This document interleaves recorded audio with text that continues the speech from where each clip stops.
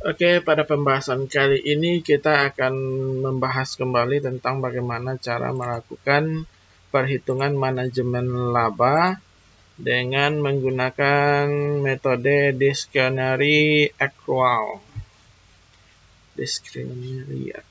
Nah, ini langkah pertamanya adalah dengan menghitung nilai total akrual, yaitu net income dikurang dengan cash flow from operation, TAC. Nah, kemudian menghitung langkah keduanya adalah dengan rumus seperti ini. Kemudian langkah ketiganya ini ada rumusnya lagi. Baru kemudian di langkah keempat adalah dengan mengurangkan pembagi ini. Nilai pembagi ini dengan nilai NDA-nya.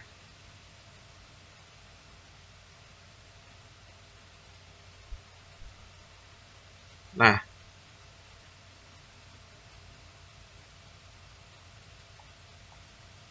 bagaimana caranya? Kita akan langsung inputkan datanya. Nah, ini datanya ada di Excel seperti ini. Ini mungkin kita ambil 5 tahun saja. Ini contoh, mungkin ini tahun. Nah, kita ambil dari 2019 sampai 2019, berarti ada 2014. Karena kita mungkin ambilnya dari tahun 2015. 2014 itu adalah data untuk pengaliannya nanti. Nah, kemudian caranya pertama adalah TAC. TAC itu dapatnya dari net income, laba bersih dikurang dengan cash flow. Itu net income yaitu cash flow, cash dari operasi. Jadi, yaitu yang pertama adalah net income, itu laba bersih. Kemudian cash operasi. Itu untuk mencari rumus, mencari TAC. TAC. Nah, itu rumusnya. Kita langsung bikinkan rumusnya itu terlebih dahulu. Kita mulai dari 2015 saja. Net income dikurang dengan cash flow from operation. Sama dengan sum. Ini rumusnya adalah net income dikurang dengan dari cash operasi, tutup kurung, enter. Nah, kemudian kita masuk ke rumus kedua, yaitu ini mungkin agak panjang. TAC dibagi dengan TA. TA min 1. TA min 1 adalah total aset. Total aset tahun sebelumnya. Berarti di sini ada aset. Di sini total aset. Baru di sini adalah TAC per TA min 1. TAC per TA min T. Min T lah. Min 1. Samakan saja. Berarti rumusnya adalah sama dengan sum TA ini dibagi dengan total aset tahun sebelumnya. Tutup kurung, enter. Berarti ini adalah kita anggap variabel Y. Karena di sini biasanya Y, ini X1, X2, X3. Berarti kita anggap ini adalah Y. Nah, kemudian setelah itu kita akan cari lagi 1 dibagi dengan TA. 1 dibagi dengan TA. 1 dibagi dengan total aset tahun sebelumnya. Total aset tahun sebelumnya. Jadi 1 dibagi dengan TA min 1. Berarti sama dengan sum 1 buka kurung 1 dibagi TA min 1 di sini. Berarti total aset tahun sebelumnya. Enter. Ini adalah X1. Nah, ini X1. Kemudian ada lagi X2. X2 yaitu sigma penjualan sekarang. Berarti kalau sigma ini berarti ada penjualan sekarang dikurang dengan penjualan sebelumnya. Itu rumus yang untuk sigma. Berarti di sini ada data penjualan. Nah, di sini ada data penjualan. Berarti penjualan sekarang dikurang dengan penjualan sebelumnya. Berarti dibagi dengan total aset tahun sebelumnya. Berarti itu adalah rumus sales dibagi TA-1. Dibagi TA-1. Ini adalah X2. Berarti rumusnya itu adalah sama dengan sum buka kurung 2 kali penjualan sekarang dikurang penjualan sebelumnya tutup kurung dibagi dengan total aset tahun sebelumnya tutup kurung enter. Nah, kemudian kita lanjutkan dengan PPE. PPE di sini adalah aktiva tetap. Aktiva tetap dibagi dengan total aset tahun sebelumnya. Nah, berarti di sini adalah aktiva tetap. Berarti di sini ada aset tetap. Aset tetap. Di rumus selanjutnya itu adalah di PPE dibagi dengan TA-1. PPE bagi TA-1. Nah, ini adalah X3. Di sini X3-nya berarti rumusnya sama dengan sum buka kurung. Kita pastikan lagi PPE berarti aset tetap dibagi dengan total aset tahun sebelumnya. Karena pakai -1 terus. Nah, tutup kurung. Baru nanti kita kumpulkan berapa nilai regresinya di sini. Di sini ada regresi 0. Karena di sini kita pakai 0 kan, regresi 0. Ini regresi 1. Ini 2. Kita ukur nanti regresi 1, kemudian regresi 2. Nah, dapat angkanya.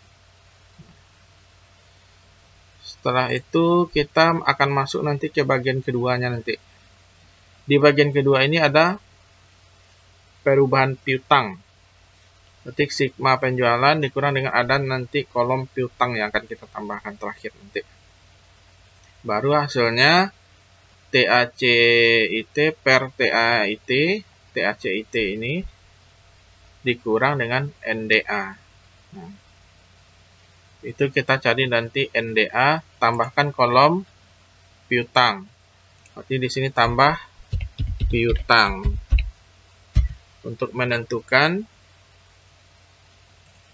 berapa nilai piutangnya nanti. Berarti NDA rumusnya adalah ini setelah dapat regresi ya, Y1, X2, X3. Berarti NDA nanti ikutin aja rumusnya sama dengan sum buka kurung 2 kali regresi ini dikali dengan, kita lihat regresi 0 itu dikali dengan 1 dibagi TA-1. 1 dibagi 1 bagi TA-1. Ini dia. Tutup kurung. Kemudian ditambah buka kurung. Kita lihat di sini B regresi 2-nya ini dikali dengan nah ini belum ada sigma sel dikurang dengan sigma piutang, perubahan piutang dibagi dengan TA. Berarti ini kita harus bikin manual di sini. Caranya buka kurung 2 kali saja, atau mungkin bisa pilih kolom piutang juga nggak apa-apa. Karena di sini mungkin agak panjang rumusnya. Total penjualan sekarang, berarti penjualan sekarang dikurang penjualan sebelumnya, tutup kurung, kemudian dikurang, buka kurung lagi, piutang sekarang dikurang dengan piutang sebelumnya, tutup kurung. Nah, itu belum tandanya belum ke hitam kecil. Berarti dibagi dengan TA-1. Bagi, apakah bisa kita belum lagi tutup kurung di sini. Ini cuman sampai bagian atas.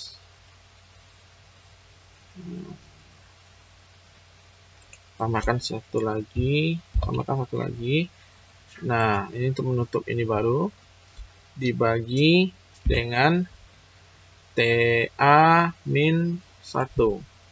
Mana dia? Iya, dibagi dengan TA-1.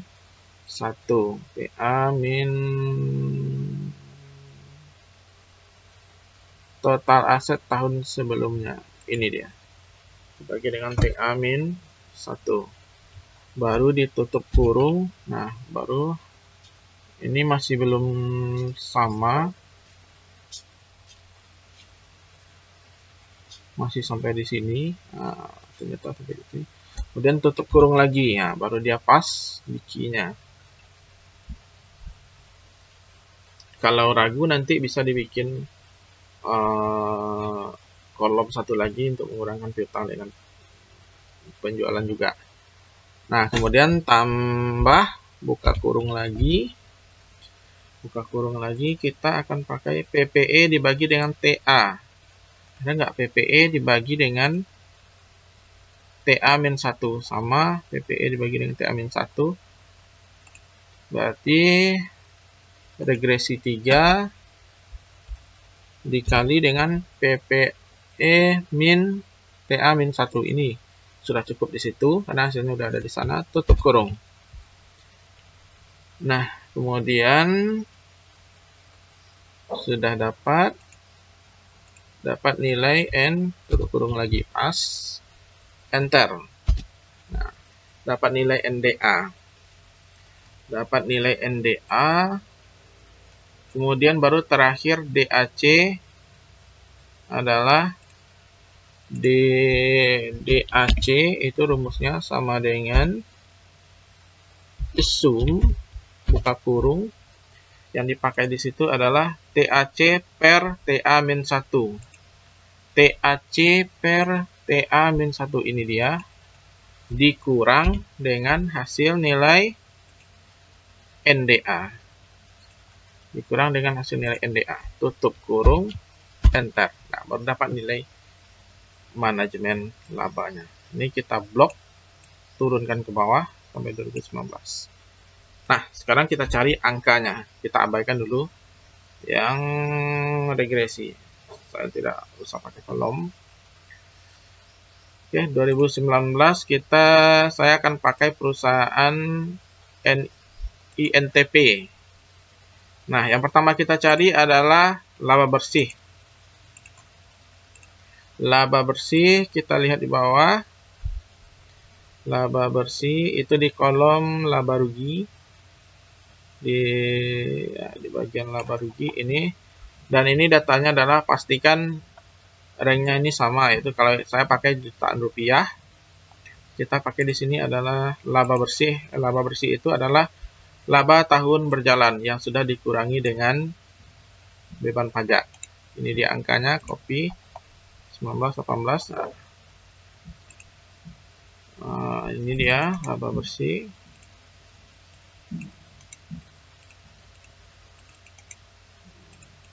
Nah, pastikan ini karena saya menggunakan koma untuk adanya sistem bahasa Inggris, sistem dasarnya. Nah, jadi karena ini titik dia belum kebaca seperti ini. Nanti gampang, itu bisa kita akali nanti. Nah, kalau yang udah sesuai nilainya atau seperti ini, contohnya seperti ini, biarkan saja lagi. Nah, ini kas operasi. Kemudian kita ada enggak lagi yang tentang penjualan? Ini ada satu penjualan. Penjualan itu di bagian kita mencepat saja. Penjualan ini, penjualan yang kita ambil.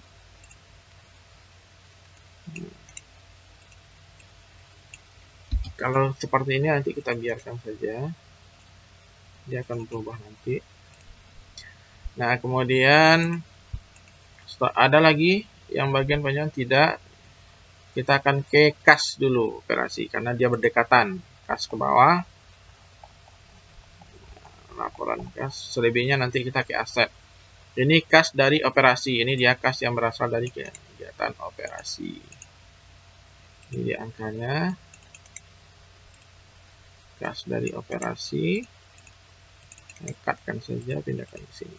Nah, kemudian kita aset. Nah, ini aset, ini taruh aset tetap juga di bagian aset. Piutang nanti juga di bagian aset. Nah, nanti kita naik ke atas. Bagian aset, di sini posisi keuangan. Nah, ini yang laba rugi, baru ke ekuitas, baru di bagian atas itu adalah, nah ini dia. Ini total aset, kita kopikan. Total aset.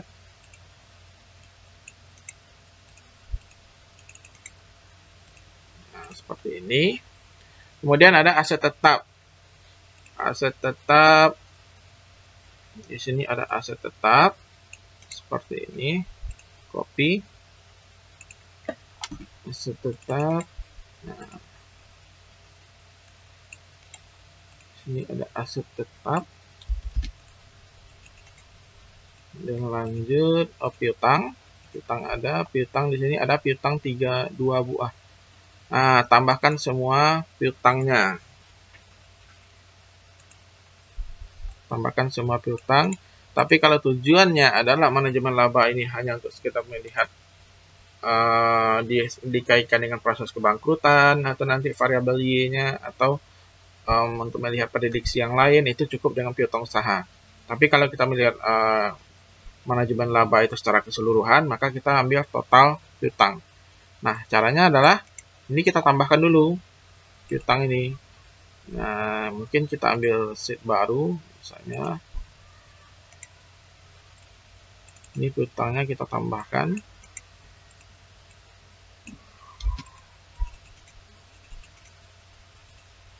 Saya biasanya nambahkan seperti ini saja.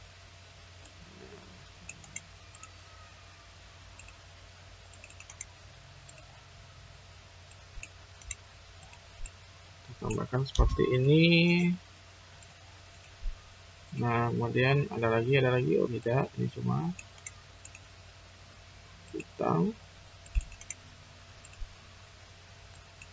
Tambahkan seperti ini.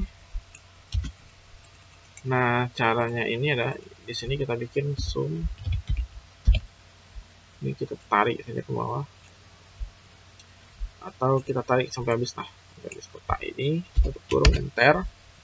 Nah, tarik seperti ini. Ini kita blok, Ctrl F. Ini karena ini adalah titik, seharusnya dia itu adalah koma. Maka, atau biarkan saja. Seperti ini dia akan berubah. Berarti ini adalah tahun 2019. Piutangnya klik kanan, pastinya 1, 2, 3 seperti ini. Kalau tidak ada, ambil di, contohnya kita copy, seandainya di situ tidak ada, seandainya di klik kanan itu tidak ada ini, ambil berarti di paste yang paling bawah, ambil yang paste spesial, kemudian ambil value. Oke. Seperti itu. Nah, kemudian kita akan lanjut di 2017. Kita akan lanjut ke 2017. Ini datanya yang mau kita ambil 2017. Kita lihat dulu di bagian laba rugi. Laba rugi itu bagiannya adalah laba tahun berjalan, laba bersih tahun berjalan, atau laba yang sudah dikurangi dengan beban pajak, terutama pajak penghasilan. Seperti ini pasti.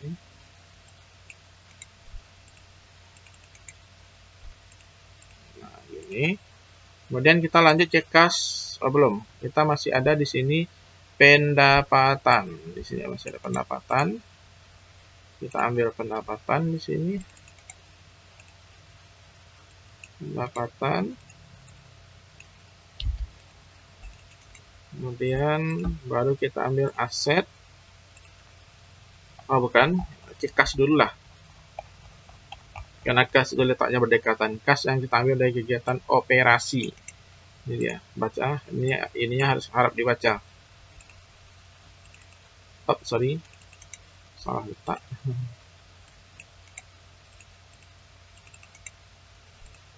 Nah, kemudian baru aset. Bagian aset kita tarik ke atas. Kita lihat ke atas. Ini dia di bagian aset.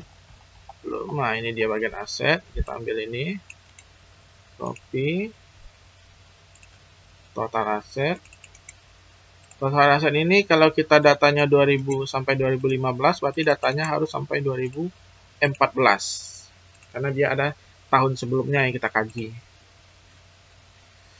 Nah, kemudian kita lanjut aset tetap. Kita cari dulu aset tetap, masih ada di sini. Ini dia aset tetap. Ini dia aset tetap. Nah, kita tinggal nyari-nyari datanya aja lagi. Setelah rumusnya kita bikin. Nah, setelah dapat, baru ini piutang. Piutang ini mungkin kita ambil, kita bagi. Hapus ini lagi. Nah, piutangnya, karena piutangnya itu ditambahkan.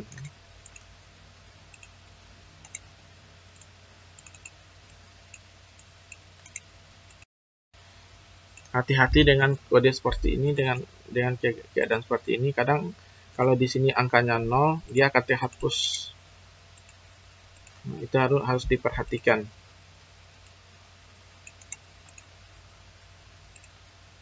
Karena sedikit kesalahan itu akan berakibat fatal nanti bagi pengolahan datanya. Nah, kemudian kita lanjut ke masih di piutang.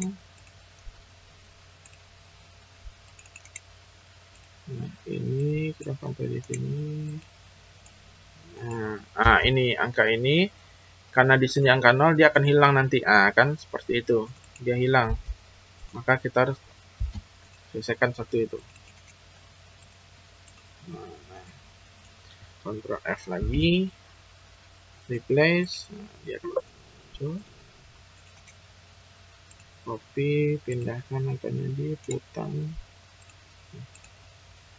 Kemudian yang kedua, dipindahkan angkanya. Nah, kita cari yang 2015 lagi. 2015. Kita akan cek di 2015 di bagian apa ini. Belum.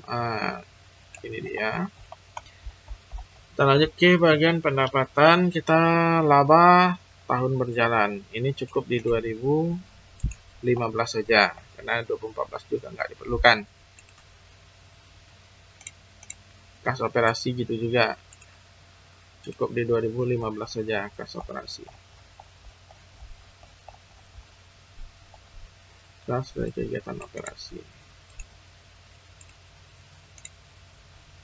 Karena rumusnya memang tidak membutuhkan tahun 2014. Kemudian kita lanjut ke penjualan. Penjualan membutuhkan 2014, berarti penjualan harus sampai 2014, harus ambil 2 tahun. 2014. Penjualan dan pendapatan itu sama. Ada kadang perusahaan manufaktur itu menyebutnya penjualan, dan perusahaan jasa kadang menyebutnya itu pendapatan. Kadang ada juga perusahaan jasa yang ya itu hanyalah sebatas nama saja. Nah, kemudian kita lanjutkan di apa lagi? Aset lagi, bagian aset. Aset juga harus sampai 2014. Aset harus sampai di 2014 aset. Nah, ini dia. Oke. Aset sampai 2014. Di total aset pastikan.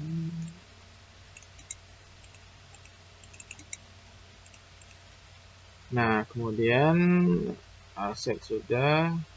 Aset tetap apakah sampai 2014? Tidak.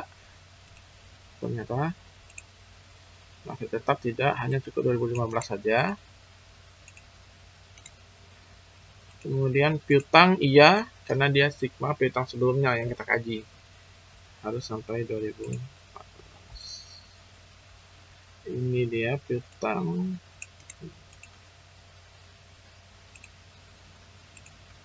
Nah, tutup ini. Masukkan ini.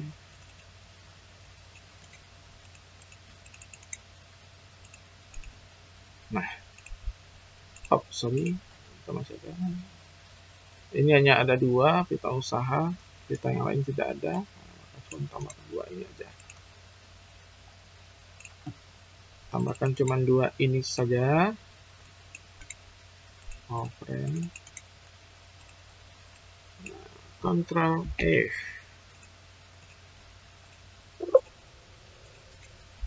Copy, pindahkan. Nah, ini copy, pindahkan. Nah, udah tampil seperti ini, berarti kita hanya mencari regresinya saja lagi. Nah, ini terlebih dahulu kita stabilkan angkanya. Ini di blok, karena ini nggak ada jarak itu artinya tidak ada kolom seperti ini, penambahan pengurangan pengalihan seperti ini. Maka ini cukup kita lanjutkan saja. Nah, dia sudah dapat angkanya seperti itu. Nah, kemudian ini juga kalau ada seperti ini, kalau kita lanjutkan seperti ini akan berubah semuanya, akan merubah semuanya, sehingga datanya akan menjadi rusak. Maka dibuat seperti ini per kolom. Nah, kemudian ini juga per kolom.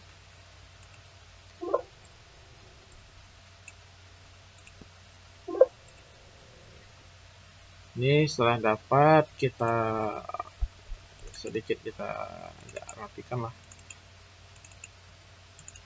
Nah, ini seperti ini, rapikan ini.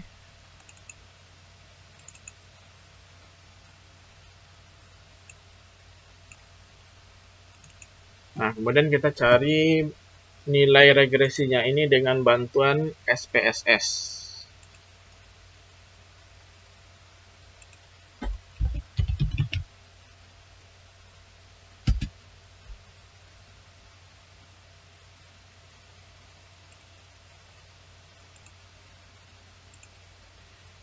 Nah, ini dia bentuk data SPSS yang kita pakai.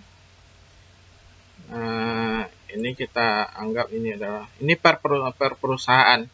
Misalnya ini perusahaan AAA, misalnya ini perusahaan BBBB. Kalau meregresikannya jangan semua perusahaan, per perusahaan, karena tiap perusahaan itu memiliki nilai yang berbeda-beda. Sorry, kita kopikan yang Y-nya.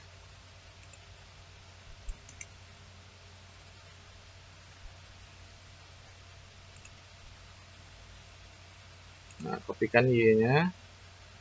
Kemudian mana yang X1, ini kita anggap X1, copy. Mungkin dia lakukannya satu persatu. Seperti ini, biarkan saja. Misalnya seperti ini, kita lanjutkan. Copy.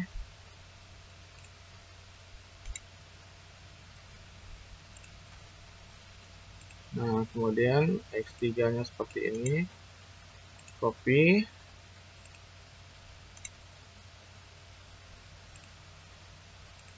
Nah, untuk mempermudahnya ini kita bikin Y, X1, X2, dan ini X3. Nggak usah kita bikin label yang lain, kita analyze, regression, linear, Y masukkan ke dependen, X1 sampai X3 masukkan ke independen, oke.